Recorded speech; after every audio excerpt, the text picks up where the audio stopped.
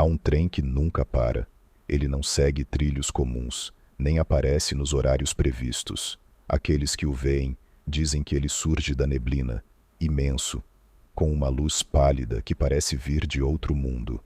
Ninguém sabe para onde ele leva. Quem entra, nunca mais retorna.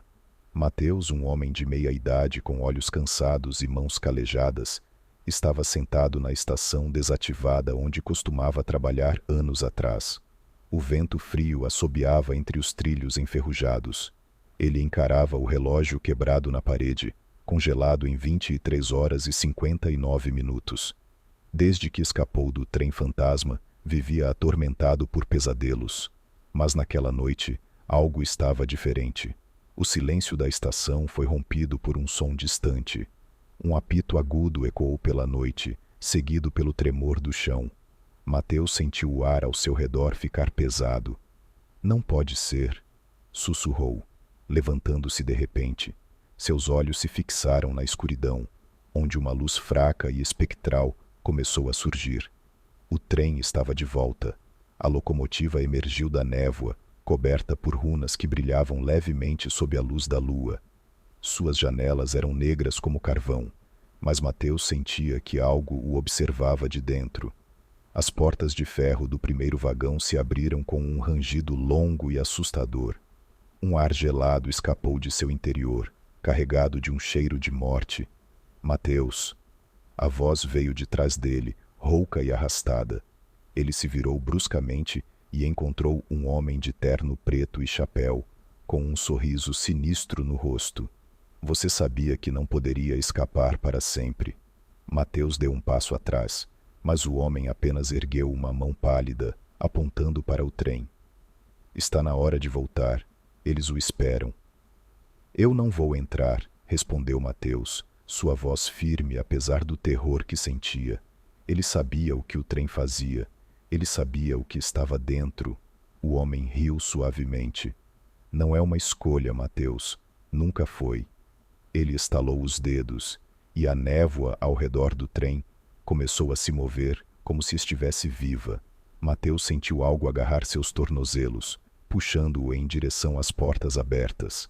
Ele lutava, mas seus pés eram arrastados pela força invisível. O homem de chapéu apenas observava, como um maestro guiando uma peça macabra. Você não pertence ao mundo lá fora, disse o homem, enquanto Mateus era empurrado para dentro do trem. A última coisa que viu antes das portas se fecharem foi o sorriso do estranho, que parecia se alargar de maneira sobrenatural. As portas bateram com um som ensurdecedor e o trem apitou novamente. Ele começou a se mover, mas não havia trilhos sob suas rodas. Apenas uma estrada infinita de sombras e névoa. Mateus olhou ao redor do vagão. Estava vazio, exceto por bancos de madeira velha e espelhos rachados que cobriam as paredes. Mas ele não estava sozinho. Sussurros começaram a preencher o ar, vindo de todas as direções. Eram vozes que ele reconhecia. Vozes de pessoas que haviam desaparecido. Por que estávamos aqui, Mateus? Uma voz feminina ecoou. Ele se virou para o espelho mais próximo e viu o rosto de Ana, sua esposa desaparecida. Ela estava pálida, com olhos fundos e expressão de dor. Você nos deixou. Mateus ficou paralisado. As palavras de Ana pareciam enraizar seus pés no chão. Ele sabia que aquilo não era real, mas os olhos dela, os mesmos olhos que ele havia amado, agora cheios de tristeza e algo mais, acusação. Ana, eu tentei voltar, murmurou com a voz falhando. Mas o reflexo dela desapareceu em uma rachadura no espelho e a imagem do vagão vazio voltou. As luzes tremeluziram, mergulhando o sol em escuridão por um instante. Quando se acenderam novamente, ele percebeu que não estava mais sozinho. 3 figuras sentadas em bancos diferentes o observavam. Cada uma tinha traços borrados, como se fossem desenhos inacabados, e suas roupas pareciam gastas pelo tempo. Uma delas, uma criança pequena, com um olhar vazio, levantou a mão e apontou para o próximo vagão. Mateus sabia que precisava continuar. O trem não permitia que ninguém ficasse parado. Ele se aproximou da porta no final do vagão e a empurrou com esforço.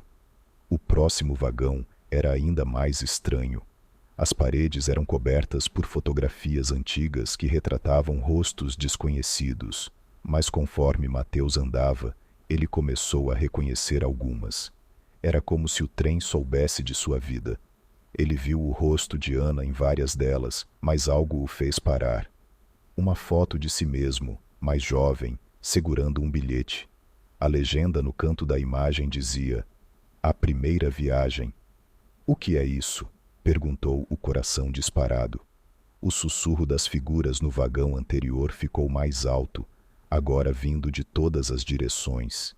Ele tentou rasgar a foto da parede, mas suas mãos atravessaram o papel, como se fosse um holograma. O trem tremeu violentamente e Mateus caiu no chão. Quando olhou para cima, as fotos começaram a queimar, mas os rostos não desapareceram. Eles agora o encaravam diretamente, sem piscar. A porta do próximo vagão se abriu sozinha, e um cheiro insuportável de mofo e ferrugem invadiu suas narinas. Ele hesitou, mas não tinha escolha. Passou para o vagão seguinte, onde o ambiente era completamente diferente. Estava escuro, mas ele podia ouvir passos ao redor. Não eram os seus. "Tem alguém aí?" gritou tentando soar confiante, mas sua voz parecia fraca, afogada pelo som metálico dos passos. De repente, algo o empurrou, e ele caiu de joelhos. O chão era frio e úmido, como se o vagão estivesse submerso. Uma luz fraca se acendeu, revelando várias silhuetas de pé ao seu redor. Elas não tinham rostos, apenas contornos deformados. "Você não deveria ter voltado", disse uma voz rouca, baixa e próxima demais. Ele se virou, mas não havia ninguém. Os passos ficaram mais altos, e as silhuetas começaram a se aproximar. Mateus recuou até encostar na parede, o peito subindo e descendo rápido.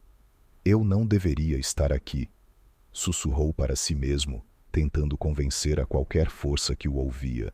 Mas o trem parecia rir dele, rangendo e tremendo como se estivesse vivo.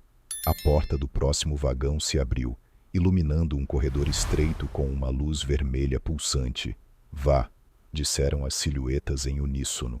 Mateus respirou fundo e seguiu. Mateus atravessou o corredor vermelho, o som de seus passos ecoando como tambores. A luz pulsava em intervalos irregulares, lançando sombras distorcidas nas paredes. Ele sentia o ar ficando mais pesado, o cheiro de ferrugem se misturando com algo doce e enjoativo. O silêncio havia acabado. Sussurros preenchiam o espaço, fracos, mas insistentes. "Você pertence aqui", diziam, repetindo em um ritmo perturbador. O corredor parecia interminável, mas finalmente ele alcançou uma nova porta. A hesitação quase o impediu de abrir, mas ele sabia que o trem não lhe daria outra escolha. Ao empurrá-la, encontrou um vagão diferente de todos os outros. Era amplo e luxuoso, decorado com móveis antigos, mas impecáveis, como se o tempo não os tivesse tocado. Um lustre balançava suavemente no teto, lançando reflexos dourados nas paredes. No centro do vagão, uma mesa longa estava posta para um jantar. Cadeiras estavam ocupadas por figuras que usavam máscaras finas de porcelana, e móveis como estátuas. Mateus deu um passo para dentro, e as portas se fecharam atrás dele com um estrondo. O som do trem pareceu desaparecer, deixando apenas o zumbido baixo do lustre e o som de sua própria respiração. "Bem-vindo de volta, Mateus." A voz era profunda e cortante, preenchendo o espaço como um trovão. Ele se virou e viu um homem no final da mesa, o maquinista. Sua presença era avassaladora, como se o próprio trem girasse em torno dele.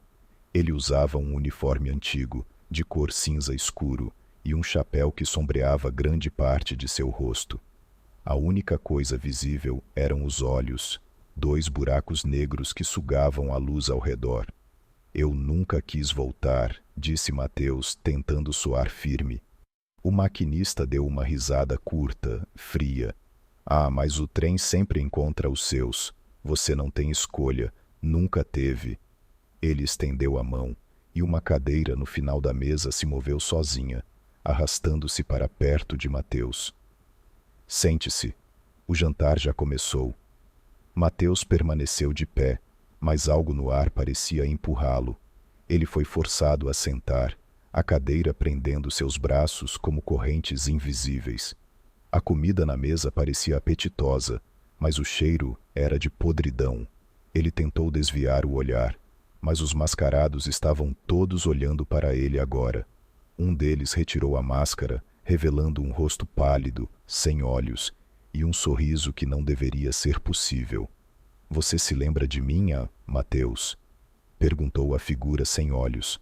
Mateus tentou responder, mas sua voz não saiu. Ele reconhecia aquele rosto. Era Pedro, um antigo colega de trabalho, desaparecido há anos. Nós estamos aqui por sua causa, disse Pedro, sua voz ecoando de maneira distorcida. Você nos trouxe até aqui. Mateus balançou a cabeça, negando. Não, eu não fiz nada. O maquinista riu novamente. Ah, mas fez. Cada escolha sua levou alguém a este trem, e agora é sua vez de pagar. De repente, as luzes no vagão começaram a piscar. Os mascarados se levantaram ao mesmo tempo, movendo-se de forma lenta, mas firme, em direção a Mateus. Ele lutou contra as correntes invisíveis da cadeira, mas era inútil. O maquinista observava satisfeito. Cada um de vocês tem uma dívida, mas sua dívida, Mateus, sua dívida é a maior de todas. As figuras mascaradas cercaram Mateus, seus movimentos mecânicos e precisos. Ele puxava os braços com força, mas a cadeira parecia parte dele agora, prendendo-o em um abraço de aço. Eu não devo nada a vocês, gritou tentando esconder o pânico, mas sua voz era fraca, engolida pelo silêncio opressor do vagão. O maquinista se levantou lentamente, suas botas ecoando no chão polido. Ele andou até Mateus, parando a poucos passos de distância. Você diz isso porque se esqueceu, mas o trem nunca esquece. Ele carrega as escolhas de todos que entram. O maquinista ergueu uma mão, e o lustre acima deles começou a girar, projetando sombras distorcidas que se moviam como vivos. Lembre-se, Mateus, lembre-se de como isso começou. De repente, a sala ao redor desapareceu. Mateus piscou e se viu em um lugar familiar. Uma estação de trem movimentada de muitos anos atrás. Ele estava mais jovem, correndo apressado entre os trilhos. Em suas mãos segurava um bilhete com um nome. Trem 103, partida imediata. Ele precisava tomar aquela decisão, precisava seguir aquele caminho. Mas ao entrar no vagão, ele não estava sozinho. Ele viu Ana, sua esposa, tentando alcançá-lo. Mateus, você não pode ir, ela gritava, mas ele ignorava. Ele olhou para trás e viu outros que haviam o seguido, pessoas que confiavam nele. O trem partiu, e ele entendeu tarde demais que aquele não era um trem comum. Era o começo do pesadelo. De volta ao vagão, Mateus respirava com dificuldade, as memórias o esmagando.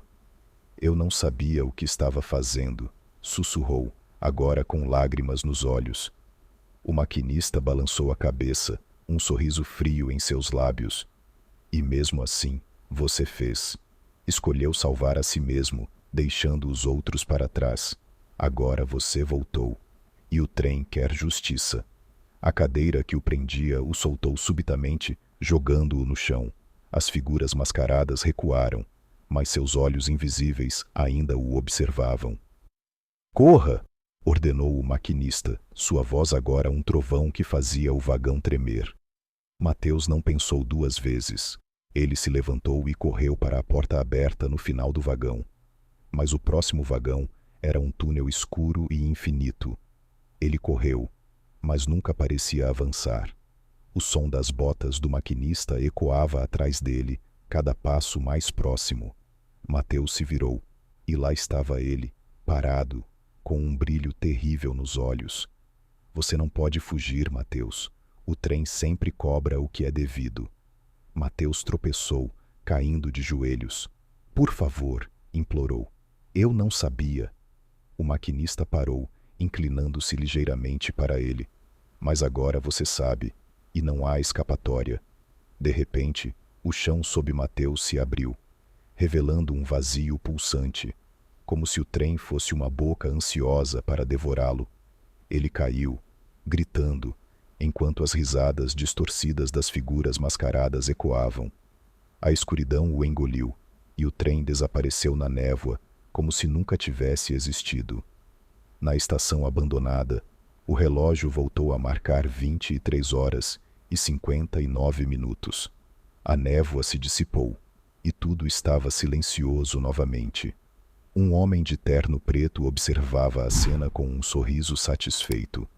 Ele ajeitou o chapéu e caminhou para a sombra, esperando pela próxima alma.